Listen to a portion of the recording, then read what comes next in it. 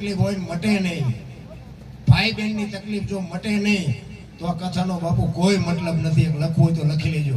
ભાઈ ભાઈનો વિખવાદ મટી જવો જોઈએ. એક રામનો અને ભરતનો પ્રસંગ આવે અને વિખવાદ વાળા ભાઈ બે બેઠા હોય અને એની આંખમાંથી જો આહુડા ન આવે તો કથાનો કોઈ મતલબ નથી. ના કહેવાનો અર્થ એ છે, નકર જો એ હોય એવા ને એવા રહ્યો તો કથામાં ફાયદો કોને? આ મંડપ વાળાને, સાઉન્ડ વાળાને, વક્તાને, કલાકારને, સાજિંદાને, તમારા ખિસ્સા ખાલી થાય.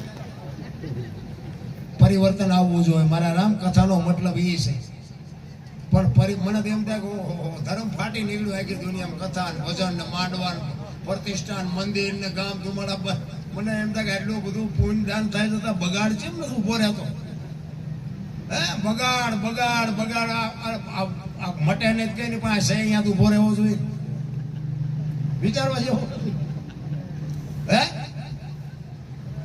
આપણને એમ થાય કે 5 ગામ ધુમાડા બંધ જમે. બોલો કે એને 25 લાખ આપ્યા દાનમાં, એને 5 લાખ આપ્યા, વળી કરોડ. હમણાં તો આપણે બાવળિયારી હોનાની નોટું બાપુ ઉડાડી. બાપુને જોઈ ખ્યા હોનાથી ચાંદીથી. સારું, ધન્યવાદ. એમના ગુરુ મહારાજને આટલું બધું ઓલું કરતા હોય તો આપણે માની છે, એમને વંદન કરી છે. પણ હું મારું કહેવાનો અર્થ શું છે કે આટલું બધું પુણ્યદાન થાય છે તો બગાડ કેમ નથી એટલો? તો મને એ મગજમાં નથી લે. આપણા ગયેઠા એટલું કરી જ નહોતા અને આટલો બગાડ હતો હોય ને તો આ પુણ્ય વધ્યું ને બગાડ વધ્યું એમ કેમ થયું?